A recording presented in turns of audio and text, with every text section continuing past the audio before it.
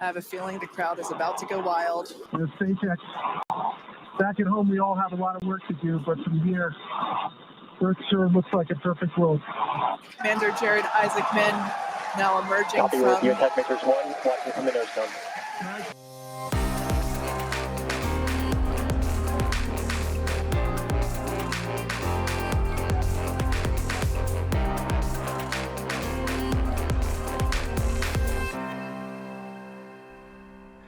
Wow, what a cold opening. So that was the SpaceX and the Polaris Dawn crew completing the first commercial spacewalk. To quote Mission Commander, SpaceX, back at home, we will have a lot of work to do, but from here, Earth sure looks like a perfect world. That was the Mission Commander during Dragon egress and seeing our planet from close to 750 kilometers away, which I think is the furthest that a human has been from the Earth since the Apollo missions like 50 years ago. And to be clear, this is a civilian. This is not a government astronaut. It is not a military personnel. It is a civilian. There were two civilians, Sarah Gillis and Jared Isaacman, both completing the first ever commercial spacewalks in human history. So, I think one day millions of humans are going to walk and live outside of Earth. I think we're going to have, interplanetary, kind of civilizations on different planets with, space stations and whatnot. It's going to be a big business. In the meantime, congratulations to everyone involved, the SpaceX team, the Starlink team, for bringing us the incredible images that we saw in the middle of the night a few hours ago. Truly remarkable. Anyway, welcome, gang. We've got another exciting episode of Money Talks to bring you. We are now on episode number 6, I believe. Astounding. So a couple of things, right? So the numbers are going up slowly. That's great. Meaning we've got more people watching on Twitter/X, YouTube. Some of you are listening on Apple and Spotify podcasts. I've migrated recently to Spotify for my podcasts. I find that the Apple app is just too slow. I wish Apple would fix the damn podcast app. Their email app, and since I'm going to bitch and moan mode, Apple Mail and Apple Podcasts are a disaster. Okay, so anyway, so click the subscribe button on YouTube, click the follow button on X, subscribe on Spotify. Please do me one favor. Share this recording with at least 2 people. If you're watching it, I need incentives. I need a positive feedback loop going here. Go to the link of this episode right now, click the pause button, share it with a couple of people, say Bill is nuts, but it's worth listening to. Get a couple of friends to listen. I'll know when we get a big jump in listeners next week that you all did your job while I'm doing my job. I do Money Talks primarily for for Abra's client base, for Abra's fan base, and to help all of you understand the things that I believe at least are important today, which is why I started off with a commercial spacewalk, the first in history. Today is a big day, folks. There's an old Chinese proverb, which I'm probably screwing up, but my version of it is, may you live in interesting times. We had a commercial spacewalk. We had the first Black woman participate in a presidential debate. She did a phenomenal job by most people's standards. I'm not a fan of her policies, but we'll give credit where credit is due. We'll come back to that in a minute. We had first artificial intelligence iPhone released this week, where you can actually interact with Siri directly using ChatGPT, or I should say reverse that. Use ChatGPT when you're interacting with Siri to get direct answers and actually converse as if you're conversing with another human being. I've tried it. It's remarkable, right? So, absolutely incredible times that we're living in. Now, it may seem a little nutty, especially when we talk about the content of the debate and some of the other things going on, but there's no denying, that these are super interesting and in many ways very, very exciting times. And we have to talk about robotics, which we'll get to at the end of the show. I'm going to talk to you a little bit about robotics and productivity and what that means. All right, so let's dig in. First, we've got to start off talking about The debate, super interesting. Turns out, now, who won the debate? I would say, from a substance perspective, no one.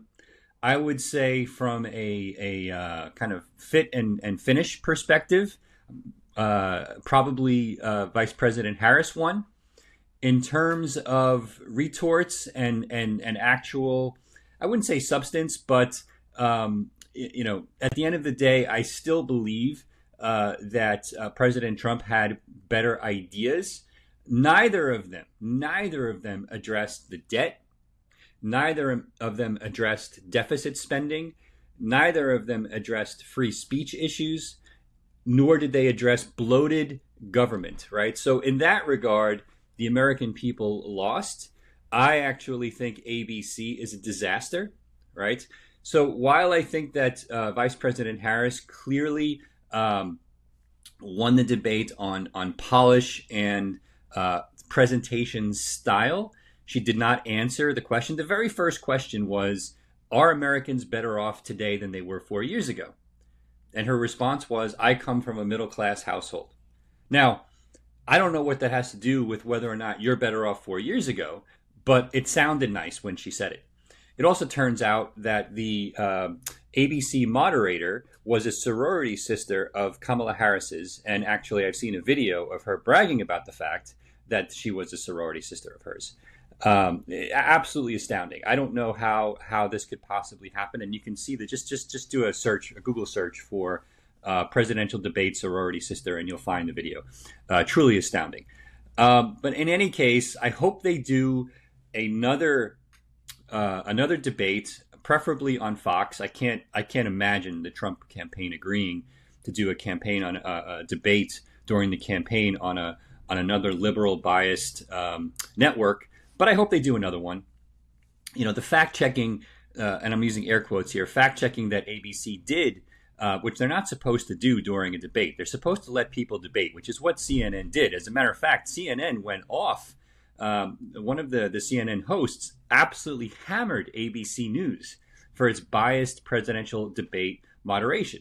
They constantly, again, fact check in air quotes Trump and let Kamala off the hook for basically making stuff up.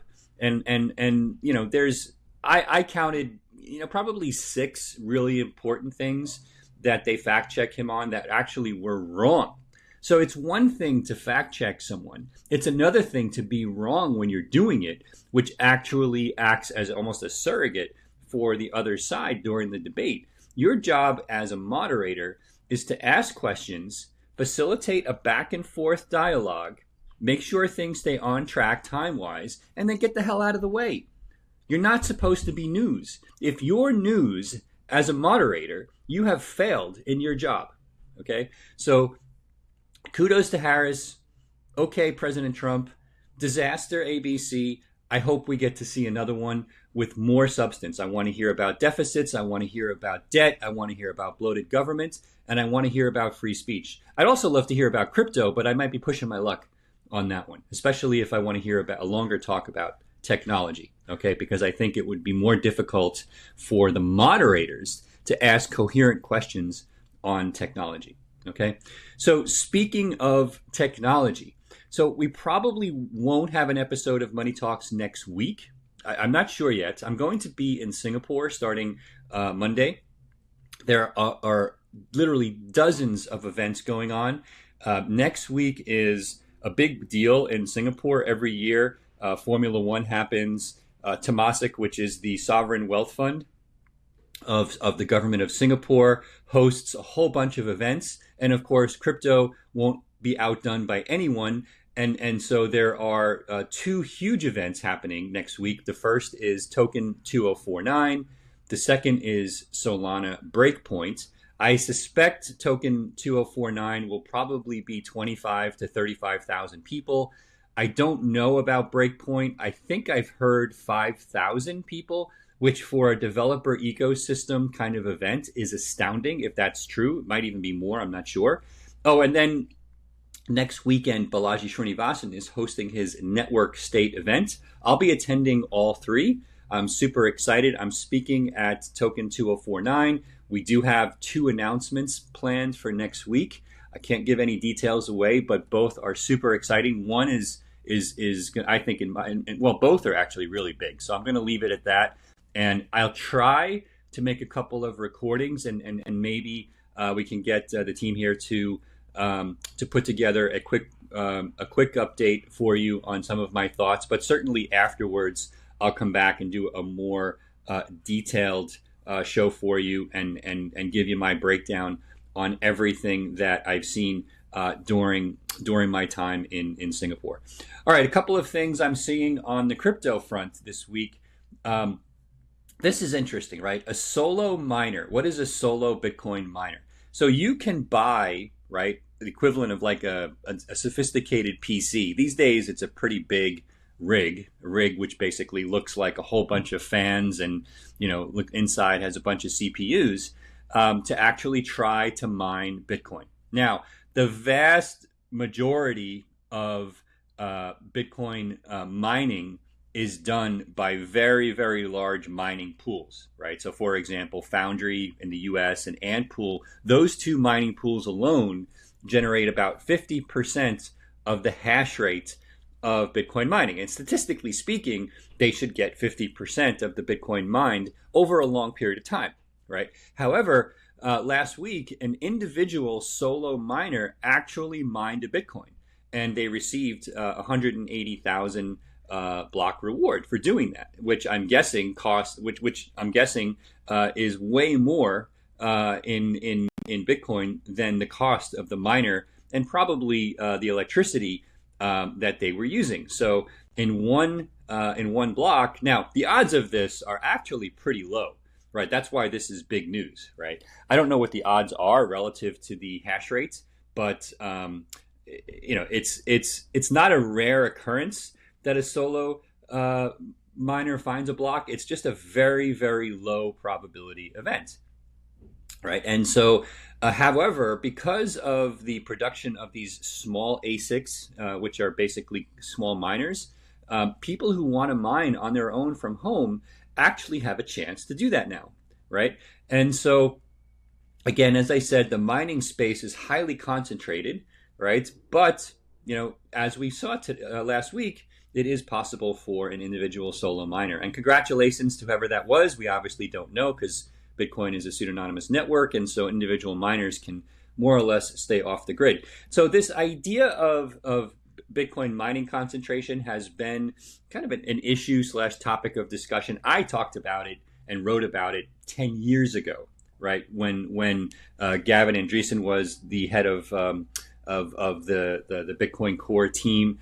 And, he and I had back and forth on how to potentially address this. And obviously nothing's been done because the mining concentration has actually increased since then. But, it's okay. Bitcoin continues to work. And a lot of these miners are owned by lots of different people. So why those mining pools seem concentrated, if you actually look at their owners, it's a wide group of people, which actually brings us to this idea of Bitcoin holder concentration, right? So if you look at the top 10 holders of Bitcoin, and let me just do a quick tally here. So 2 million, 3 million. So the top 10 holders of Bitcoin, including Satoshi, right, hold probably 3 million Bitcoin. Okay. Now, Satoshi has never touched the Bitcoin. My guess is those keys are lost. If Satoshi is even still alive, I'm guessing that at least somebody from the original team that went under the pseudonym Satoshi is alive. But it appears that they've abandoned those Bitcoin. We'll never know for sure because in 100 years they could touch the Bitcoin, right? We don't know. But the top 10 holders of Bitcoin are Satoshi, Binance, BlackRock, Coinbase, Grayscale, MicroStrategy, the US government, the Chinese government, Fidelity, and Block One. Now, of these holders, Binance, BlackRock, Coinbase, Grayscale, Fidelity, that's 5, are basically holding on behalf of clients, whether it's an exchange, as in the case of Binance or Coinbase, or an ETF in the case of BlackRock, Grayscale, Fidelity. Okay, and MicroStrategy is kind of a pseudo ETF because they're holding on behalf of shareholders, obviously. And then, of course, we have the US government and the Chinese government. Block 1 is an interesting play because Block 1 was an ICO for their own EOS token, and they're actually holding most of the assets from that ICO in Bitcoin, at least in dollar terms. Most of the assets are in Bitcoin, and they've really never done anything with EOS, which has gone nowhere. But it's interesting that the kind of residual effect of that is I think they paid a $20 million fine to the SEC for their ICO years ago, and in exchange are holding 164,000 Bitcoin. So a pretty good trade-off, 24 million versus 164,000. I don't know how much that is in dollars. I'll do the math real quick. So we have 164,000. Let's say we're at 58,000, right? So, you're talking about, what is that? 9 billion. Is my math right? About $9.5 billion worth of Bitcoin in exchange for $24 million of SEC fines for kind of a shady ICO, I don't know what it was, 7 years ago. So anyway, so those are your top 10 holders of Bitcoin, but that 3 million is out of 19 million. So my guess is probably 3 to 4 million Bitcoin are lost forever. So that leaves about 13 to 14 million Bitcoin that are being held outside of that top 10 concentration. Okay. Now, if you think about it, right, Hayek, who wrote about private money back in the 70s, predicted that if we had good, solid private money, it would be hoarded at first. And this is exactly what we're seeing play out in Bitcoin today. Eventually, he predicted that after it was hoarded for a while, and he said it would be hoarded because the value would be going up so quickly, it would incentivize people to use the currency as a store of value at first. It's crazy that he predicted all of this even before the internet itself existed. It wasn't even a research project yet, right? I don't even think I think actually TCP/IP had been created around the time he was writing his book on private money. And we can put a picture of the book up here and put a link to it in the show notes. Everyone should read this book. Anyway, it's playing out exactly as he predicted. He said that eventually it would become so valuable that it made no sense not to spend some of it if you were one of the people hoarding it, because there would be no point in hoarding that much wealth at scale. And it seems to be playing out that playbook perfectly, right? It's giving us time to develop the infrastructure for payments.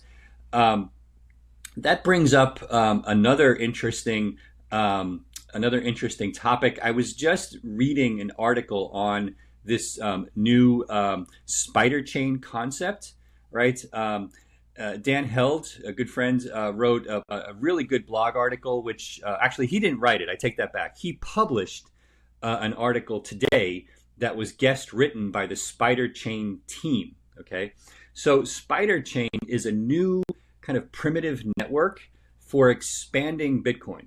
So think of it as a layer 2 ecosystem. And I call it ecosystem because it's not just a new layer 2 blockchain, but it actually adds the ability to have smart contracts that are compatible with Ethereum.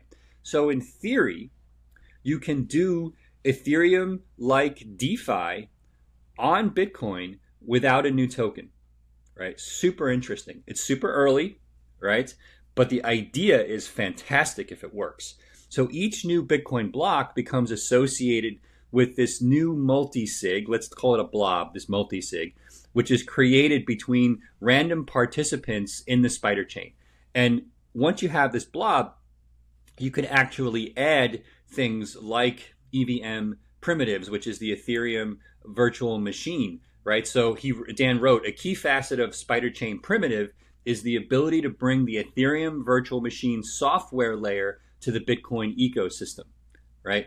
And the EVM again means that existing thousands of applications written in Solidity, which is the EVM language, could now run natively on Bitcoin, right? And so we'll see how this plays out.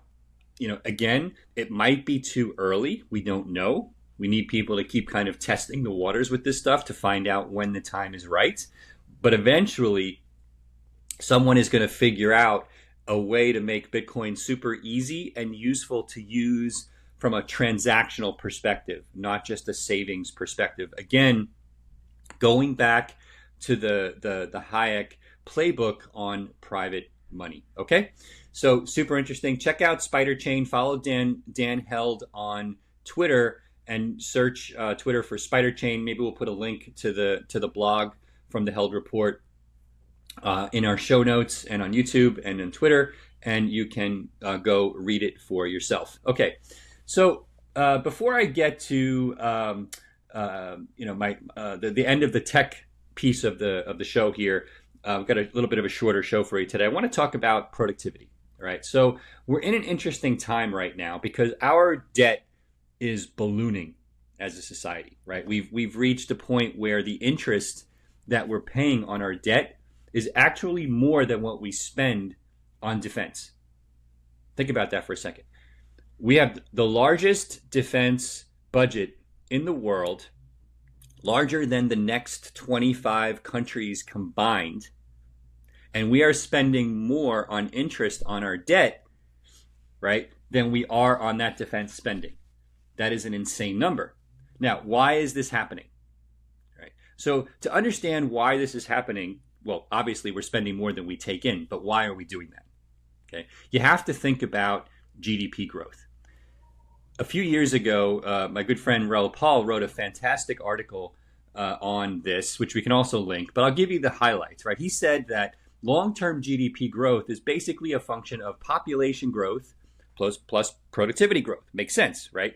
Somebody has to be doing the work. So if you have an increasing population, you have the potential for more GDP growth.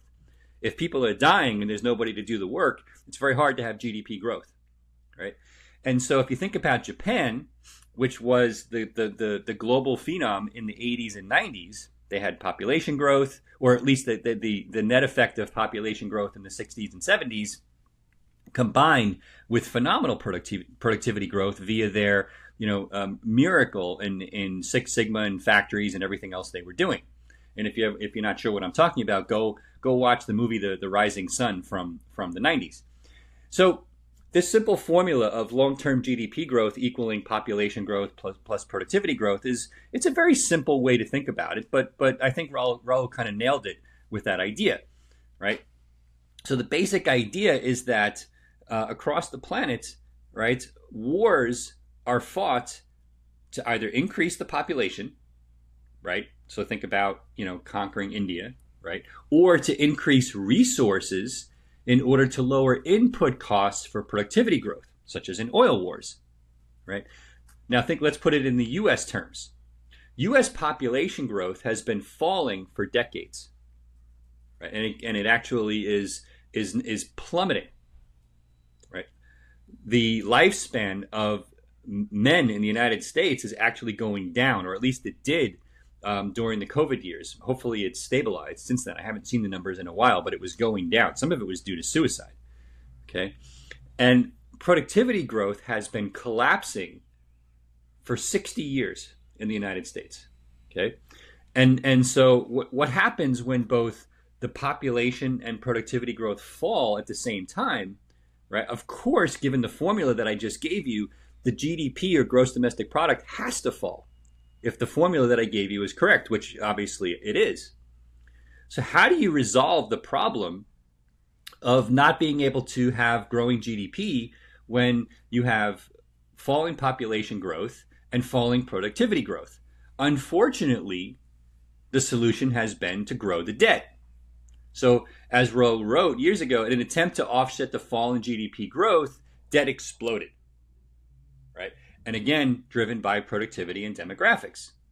But it's the income, the taxes, right, from GDP that are used to pay off the debt and the interest. So if the GDP isn't growing, the percentage of the tax base that is used to pay off the debt and the interest has to go up. And that's a big structural problem. You end up with a negative feedback loop, which is basically what we're in right now.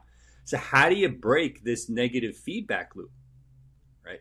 So I don't think we're going to be able to incentivize people to have more kids anytime soon, right? I think we're going to reach a point from a longevity perspective where we reach longevity escape velocity, right? Peter Diamandis talks about this on his show, Moonshots, all the time. I think the population is going to reach 125, 130 years old as an average age within 2 generations.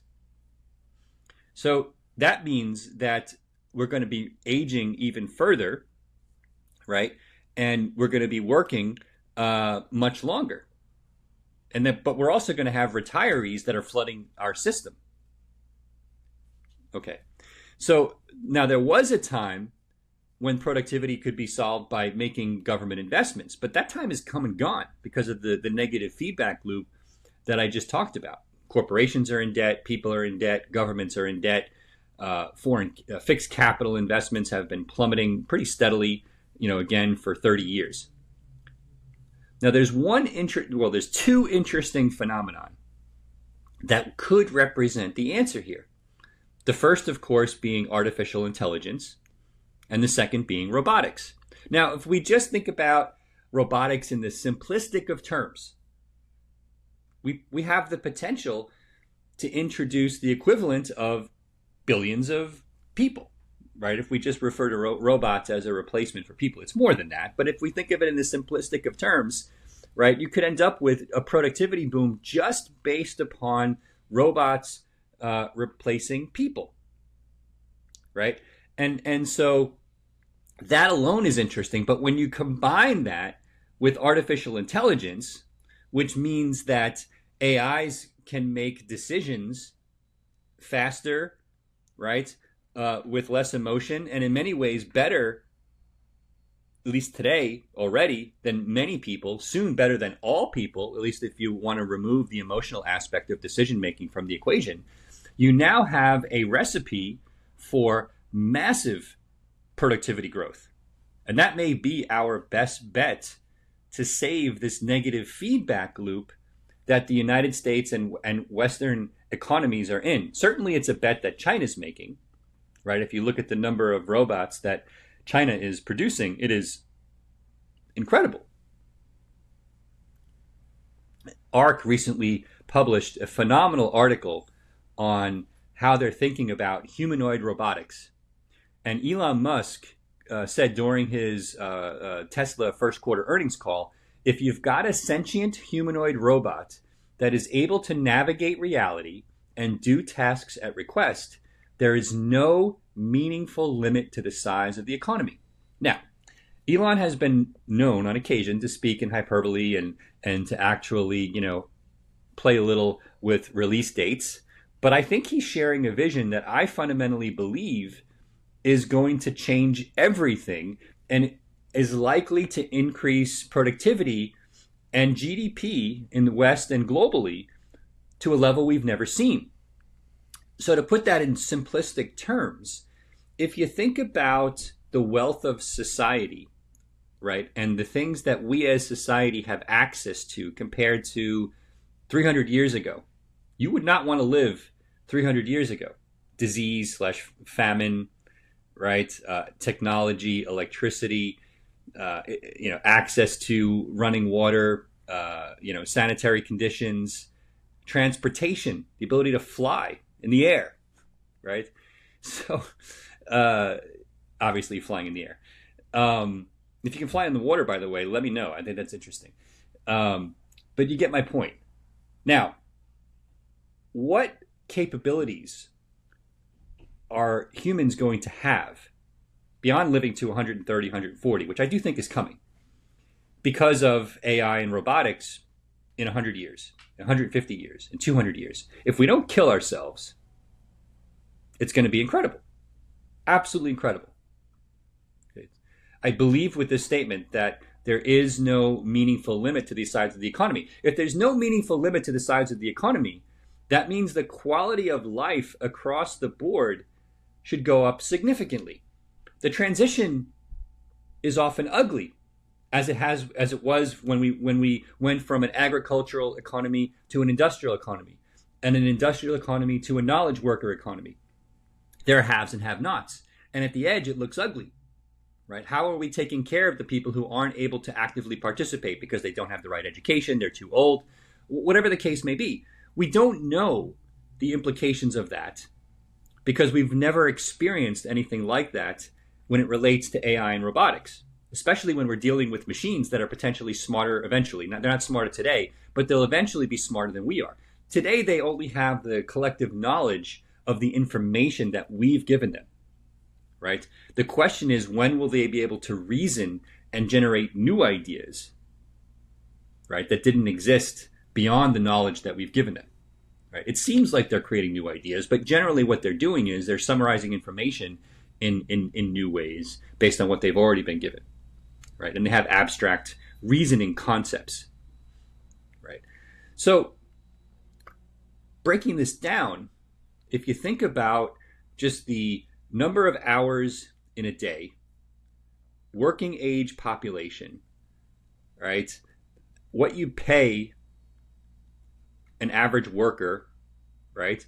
You're talking about trillions and trillions of dollars in both household and manufacturing from a revenue perspective, right? Or at least in terms of productivity.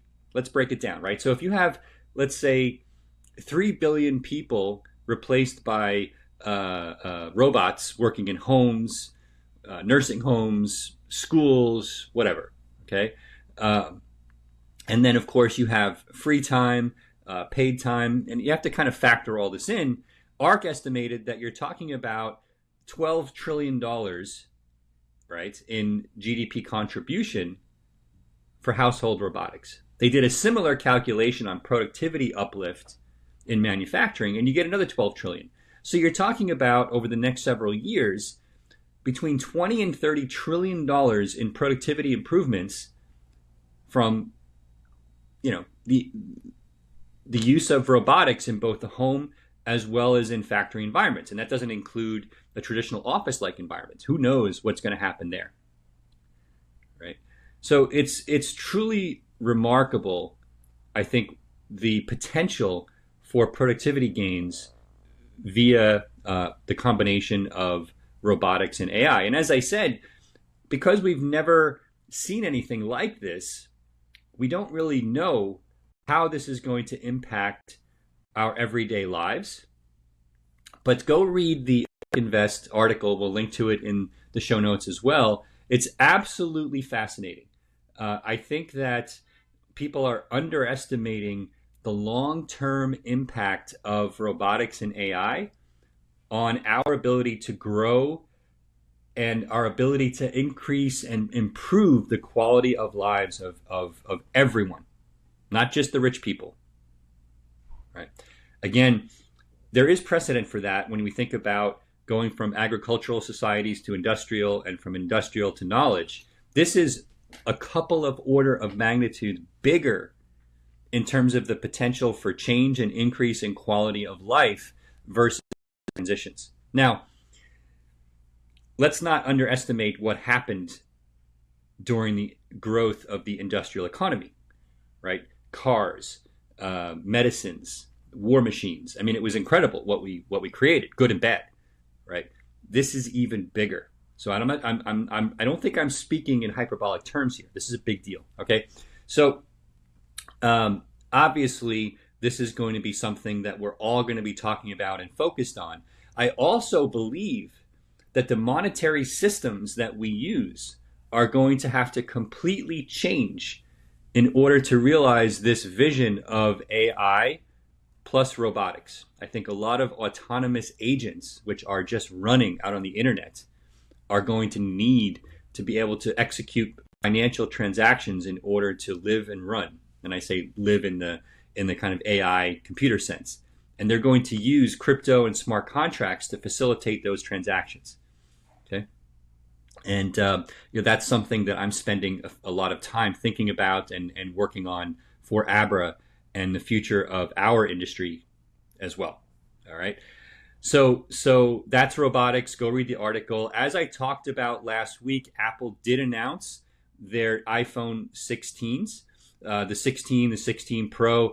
They're effectively the first new AI iPhones. They're calling it, of course, Apple Intelligence, because they can never just use the terminology that we all agree on. They have to kind of Appleize the terminology. But the coolest things about it, in my opinion, is you have direct ChatGPT-like integration with Siri. Siri is finally going to be useful. The quality of its voice recognition, the quality of the answers you get, the integration with the phone ecosystem looks phenomenal. I can't wait to use it. It's not released yet, but the demos that I've seen are truly remarkable. And of course, we get the standard, phone camera upgrades and whatnot. New Apple Watch, which I'll buy. I'm a big runner, trail runner, hiker, so I use the Apple Watch to track a lot of that, and I can't wait to try it out. Okay, so Apple did come through with what we were talking about. Can't really say a lot yet about what it looks like in practice until we try it, but I think that you're going to see from Apple and Google a lot in terms of AI integration. Now, speaking of Google, right? So about a month ago, a judge declared Google's search engine an illegal monopoly. And we don't know yet the implications of that, okay? But the implications are coming. And hopefully it's not too bad. But something is going to happen. It's going to be broken up somehow. We're going to be forced to see changes in how we use Google and search engines, most likely. But with the coming integration of AI into our lives, it's possible that search is not going to be that important in the future, at least not the way we currently do search via search engines. So it might be a little bit too little too late on that front. However, the U.S. Justice Department and a bunch of states have started a second antitrust lawsuit that threatens to break up the entire company over its advertising technology. And the trial just started. It's happening in, I believe, in Virginia. And they will decide whether Google holds a monopoly over online advertising technology. This one, a little dubious. The regulators contend Google built, acquired, and maintains a monopoly over technology that matches online publishers and advertisers. I don't know. The revenue in this space has been falling, or at least Google's share of the revenue has been falling based on what I've seen. And they've got big, competitors coming on from Amazon, Microsoft, TikTok. So I think that it is important that we don't have illegal monopolies. I do believe that. It's one thing that the government can do if it does it right, but it should do this with a scalpel and not a sledgehammer. Technology moves at warp speed. Technology changes come at warp speed. If you don't consider the changing environment for tech and you just look at the past, not at the future, or the potential for the future, you end up wasting a lot of time, right? Breaking up monopolies that are irrelevant in 2 years doesn't help most people. Maybe there should be penalties to be paid for negligence and fraud or illegal activities that may have killed other companies, right? Microsoft and Netscape is an example of that. But in general, right, we want the government to understand that it's not just about the behavior of the past, it's about where we're headed in the future and how to basically recognize that we don't need a sledgehammer to fix most of these issues. We probably need a scalpel, right? Anyway, we'll see what happens with this. I'm going to watch this one closely. It's really important because if Google gets broken up, the implications are huge. Okay, so we talked about the crypto news on the price front. We're still in sideways summer. What's remarkable to me about crypto price movements is when you're getting this kind of 6-month channel and you're at the bottom of the channel, sentiment just plummets, right? The sky is falling, everything's bearish, we're going to zero, blah, blah, blah. When you get to the top of the channel, everybody's euphoric. The problem is when these channels are wide, right, you have a lot of room to fall and you have a lot of room to go up. And so we're at the bottom of the channel, bouncing off the bottom, if I look at Bitcoin and Solana right now. And, pessimism or the sentiment is very negative in the crypto trading markets. And it's laughable to me, right? We know where this is headed. We know that liquidity is about to increase. The DXY has been steadily falling. It's at the 101 range. Excuse me. It's been bouncing off that 101 range basically since mid to late August. Okay, and we're in mid-September right now. Okay, and as soon as it fell, kind of broke below 105 in July, it's basically gone from 105 to 101. And again, as I tell you, that's kind of my simplistic way of looking at overall market liquidity, because if the U.S. lowers interest rates, that has a much bigger effect on markets than other countries lowering interest rates, because obviously the dollar economy is so much bigger, right? So then the net effect of that is the dollar should fall in relative terms. So if the DXY is falling, it's an expectation that liquidity will be increasing. That's my simplistic way of looking at it, and I think it's correct. All right. So what that tells us is that there's a bunch of cash coming in to the markets in the coming months, or the expectation is there for that. Where is that cash going to go? It's probably going to go into crypto, real estate, obviously stocks, other fixed assets, et cetera, as it always does. The question is the timing. Is it happening now? Is it happening in Q4? Is it happening in Q1, Q2? I don't really know. And if you're a long-term investor, holder of crypto, holder of stocks, you don't care, right? Your allocation may get tweaked somewhat over time, but not by much, in my opinion. Okay, so sideways summer continues. I wouldn't be surprised if we get a little chop and then a march to the top of the channel. Eventually, in a sideways model like this, you get to the top of the channel and you break higher. Now, you could break lower first, breakout, false breakout while people are trying to figure things out, but eventually you're going to break higher, which in this case means, 200s for Solana, 80,000s for Bitcoin, et cetera, et cetera. Again, don't know when it's going to happen. I care a little bit because, I want to be around when it happens, but I don't think we're talking about decades here. I think we're talking about weeks, months, and, maybe a year or two. All right. So patience, don't do anything stupid, right? Just put your, sit on your hands is, that's what I do. Figure it out for yourself. Understand your risk tolerance. Again, we don't do financial advice on Money Talks. I give you my perspective on where things are going so that you can make your own informed decisions. Okay? So, as I said, off to Singapore, and we'll have hopefully a bunch of exciting news for you when I return. And have a great weekend in the meantime, and we'll see you soon on Money Talks. Take care, everyone.